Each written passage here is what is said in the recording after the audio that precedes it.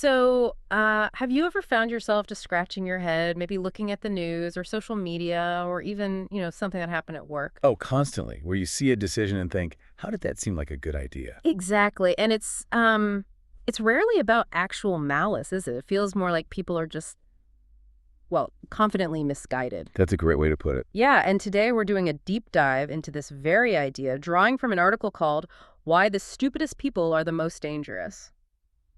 The core argument is that the biggest threats, they don't really come from evil intent. Right. They come from what we're calling confident ignorance. Basically misguided confidence mixed with, well, poor judgment. And the article kicks off with such a vivid example, Chernobyl. Yeah, unforgettable. That wasn't sabotage, right? It was experienced professionals, people who knew the system, making decisions they genuinely believed were correct, But they led to absolute catastrophe. They were confident, yes, absolutely confident. but devastatingly wrong. Wrong. Fundamentally wrong. It really makes you stop and think, doesn't it, about where the real danger lies. Definitely. So that's our mission today. We want to unpack this whole phenomenon, confident ignorance. We'll dig into the psychology, the history, even the systemic stuff behind it. And we're pulling from a mix of sources, psychology, economics, history, but really framing it around the work of an Italian historian, Carlo Cipolla. Cipolla's Basic Laws of Human Stupidity. Fascinating stuff. Exactly. We'll explore why this kind of poor judgment seems so common, how things like modern tech might be amplifying it. And crucially, what, if anything, we can actually do about navigating a world that seems, well, pretty full of it sometimes. Okay, so let's try and pin this down first. Defining the danger. Confident ignorance in action. Right. As we said, the main idea isn't about people being intentionally bad. It's someone genuinely believing they're right, maybe even doing good. But they're fundamentally misguided. Dangerously so, sometimes. And you see this play out, don't you? In public debates, big policy decisions, maybe even, that project meeting you were in last week. Absolutely. The person isn't trying to cause harm. They think they're helping. Which makes you wonder, if it's not malice, what's actually driving this intense overconfidence? What's going on psychologically? That really is the million-dollar question, isn't it? And psychology offers some pretty powerful explanations. I think the first stop has to be the Dunning-Kruger effect. Ah, yes, the classic. Right, where people with low ability in something, they really overestimate how good they are at it. But it's actually a bit sneakier than just being overconfident, isn't it? Oh, much sneakier. Yeah. The real kicker with Dunning-Kruger isn't just that they lack the skill. It's that they also, and this is crucial, they lack the awareness of their ignorance. Wow, so they don't know what they don't know. Exactly. And that blindness, that lack of self-awareness, makes them especially dangerous if they end up in positions of influence. And it's not just individuals, right? You mentioned how this could infect a whole group. Definitely. Think about teams. A group's shared confidence, maybe driven by a few loud voices, can actually drown out quieter, maybe more competent people. Yeah. You get this kind of organizational confident ignorance. Okay, so they're wrong, they don't know they're wrong, and that can spread. What about the brain's role in this? The article mentioned something neurological. Yeah, that's another layer.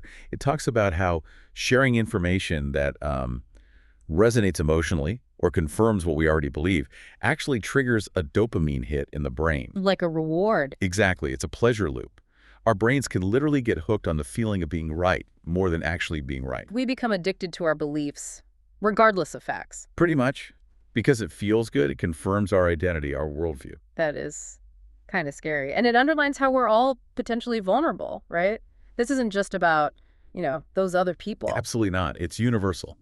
Super smart people, experts in their field, can fall for scams or believe nonsense outside their expertise, especially under stress. Yeah, I mean, who hasn't maybe clicked on a dodgy link or forwarded something that felt right emotionally without really checking, especially when you're tired or upset? Right. And that ties straight into motivated reasoning. Our thinking isn't always this cold, logical process. It's driven by feelings. Often, yeah. Right. By emotion, our sense of identity, wanting to protect how we see the world. Facts can take a back seat, especially if we feel threatened or stressed. So even like engineers or CEOs, people we think of as rational, Can hold some really foolish beliefs outside their specific domain. It becomes about defending what they want to be true. Okay, so our psychology sets us up for this, but then technology enters the picture. And it seems like modern tech just pours gasoline on this fire. It really does. Think about social media platforms. What's their main goal? Engagement, right. Keeping eyeballs on the screen. Exactly. Not truth. Yeah. Engagement. And that design choice, well, it creates the perfect breeding ground for confident ignorance and poor decisions to just flourish. The stats are pretty sobering, too, that MIT study. Yeah, finding that false information spreads 6 times faster than true information. 6 times. Wow. And here's the really crucial part, the bit that changes how you look at it. Most of that junk isn't shared by people trying to deceive. They share it sincerely, believing it's true. Yes, they genuinely think they're helping, informing people, warning them. Which points towards a systemic issue, not just bad actors. Precisely. It's baked into the system in a way. So, okay, it's not just bad intentions, it's human psychology meeting flawed systems. How do we get a handle on this? This is where Cipolla comes in, right? His laws of human stupidity. Yes, Carlo Cipolla, an Italian economic historian, actually. And his basic laws are, well, they're profound and maybe a little chilling. Let's hear them. What's law number 1? Law 1. We always inevitably underestimate the number of stupid individuals in circulation. We underestimate how many people exhibit poor judgment. Yeah. We seem hardwired to assume rationality even when the evidence isn't there. We just don't grasp the sheer scale of it. Okay, that's simple but profound. It means we're often unprepared. What's law 2? Law 2. The probability that a certain person is stupid is independent of any other characteristic of that person. Meaning it's not tied to intelligence or education or wealth or status. Exactly. Cuts across everything. You can have a Nobel Prize winner who's brilliant in physics but makes terrible financial decisions, for example. It's everywhere. A universal condition. Which makes it impossible to predict, really. Okay, law 3. Law 3 is the really interesting one. A stupid person is a person who causes losses to another person or group of persons while deriving no gain and even possibly incurring losses themselves. Wait, so they harm others and get nothing out of it. They might even harm themselves. That's Pola's definition. Yeah. It's counterintuitive because we usually assume some kind of self-interest, even if it's twisted. But this describes actions that are just purely destructive. Lose-lose. You can't even appeal to their self-interest then because there isn't any driving the harmful act. Right. Which makes them incredibly difficult to deal with. Okay. Baffling. Law 4. Law 4. Non-stupid people always underestimate the damaging power of stupid individuals. We underestimate the harm they can do. Consistently. We don't grasp the ripple effects. Because their actions aren't rationally motivated by gain, the damage can be completely disproportionate and unpredictable. And that leads directly to Law 5, the big one for our deep dive today. Yes, Law 5. The stupid person is the most dangerous type of person. More dangerous than, well, than intentionally bad people. More dangerous than Cipolla's bandit archetype, yes, because of their unpredictability. Okay, let's unpack those archetypes. Cipolla had 4. 4 types, based on how actions affect oneself and others. First, the intelligent. They act in ways that benefit both themselves and others. Win-win. Like problem solvers, creators. Jonas Salk and the polio vaccine, maybe. Tim Berners-Lee giving away the web. Exactly, creating positive value. Then you have the bandits. They win, others lose. Yeah. Selfish. Selfish, yes, but, and this is key, they are rational and predictable. You know their motive is self-gain. You can anticipate them, plan around them. Okay. Then the helpless. They lose, but others win. Self-sacrificing, perhaps? Maybe enabling bad situations sometimes, but generally their actions benefit others at their own expense. And finally, the stupid archetype. The lose-lose category. They cause harm to others and gain nothing, potentially even harming themselves. All while, crucially, often believing they are doing the right thing. This is the essence of confident ignorance in Cipolla's framework. So why is that stupid type more dangerous than the bandit? The bandit seems actively malicious. Because the bandit is predictable. You know they want your wallet. You can take precautions. The stupid person, acting out of what they perceive as virtue or good sense. It's completely unpredictable. Totally. They might passionately support a disastrous policy, spread harmful lies thinking it's truth, start a chain reaction leading to failure, all with the sincere conviction they're helping. Their misplaced conviction makes them incredibly dangerous. Wow. When you put it like that, examples just leap out. The article mentions some. Yeah, things like parents refusing vaccines. They genuinely believe they're protecting their child, but the action harms public health. Or historically. Salem witch trials. People sincerely believed they were fighting evil, But it led to mass hysteria and death. Exactly. Or even economic bubbles like tulip mania. People ruined themselves thinking they were making smart investments, just following the confident crowd. Lose-lose, driven by misguided belief. So it's this disconnect between intent and outcome, fueled by misplaced confidence. Precisely. And sometimes it's not even just about individuals being irrational. The systems themselves can be the problem. Ah, right. Systemic stupidity, the article called it. Yeah. Where the rules, the incentives, the structure itself rewards poor decisions, even if the individuals within it are trying to be rational. So it's less about individual flaws and more about the machine being broken. Give us some examples. Well, we touched on social media algorithms. They optimize for engagement, not truth. So the system inherently promotes sensationalism and falsehoods if they get clicks, regardless of the harm.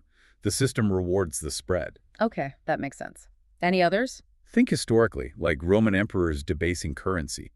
They knew, or should have known from past examples, it led to inflation and instability. But they did it anyway. Repeatedly. Because the system incentivized short-term gains paying soldiers, funding projects over long-term stability. The individual leaders might not have been stupid in isolation, but the system pushed them towards decisions that were ultimately self-destructive for the empire. Okay, so individuals can be prone to confident ignorance, and the systems we live in can actively encourage it. Where does that leave us? It sounds a bit bleak. Well, the article argues that if poor judgment is, as Cipolla suggests, persistent and unavoidable, then trying to perfect people is a losing game. So we can't just make everyone smarter or less biased. Probably not reliably, no. The solution, therefore, has to come from building better systems. Systems designed with human fallibility baked in. Resilient systems. Okay, that's a hopeful shift. Instead of fixing people, we design around our limitations. What does that look like in practice? The article gives some great concrete examples, like pre-mortems in project management. Pre-mortems, like before you start. Exactly. Before launching, the team deliberately imagines the project has already failed spectacularly. Then they ask, okay, what went wrong? It forces people to anticipate pitfalls normally glossed over by optimism. That's clever, using pessimism constructively. What else? Think about Wikipedia's model. It's not perfect, but the emphasis on citation, on collective review, it builds in accountability. It's not reliant on one infallible expert. Pilot checklists, the classic example. Absolutely. Simple, but incredibly effective. Prevents even highly skilled experts from making basic errors under pressure. It's a system designed to catch human error. Okay, these are mostly procedural or organizational. What about bigger systems? Well, things like independent regulators. Bodies designed to be insulated from short-term political wins, so they can make tough, long-term decisions based on evidence, not popularity. Or even democratic safeguards, term limits, judicial review. Exactly. Those are systems designed to limit the potential damage from any one individual's or group's poor judgment or concentration of power. They acknowledge human fallibility. It's about designing with, what did the article call it? Compassionate realism? Yeah. Respecting people, but being realistic about our cognitive limits. Building systems that account for the fact that we all mess up sometimes. So really, this whole deep dive, it kind of boils down to a pretty humbling message, doesn't it? Which is? That we all have moments of, well, Cipola's stupidity. We all display confident ignorance sometimes, and acknowledging that isn't cause for despair. No, in fact, it's the starting point for wisdom, isn't it? Recognizing our own potential for error. Yeah, so it's not about trying to engineer perfect people. It's about designing our world, our workplaces, our institutions, even our personal habits. To be more resilient to our shared human tendency towards being confidently wrong. And if we embrace that reality, maybe we can build something a bit wiser, a bit safer. That's the hope. Which leads us to the final thought for you, the listener, to take away and chew on. Okay, let's hear it. Think about the systems in your own life, personal, professional, maybe even societal ones you interact with. Where could they be better designed to account for this tendency we all share towards confident ignorance? And maybe, just maybe, what's one small step you could take, starting today, to build a little more resilience, a little more of that compassionate realism into one of those systems?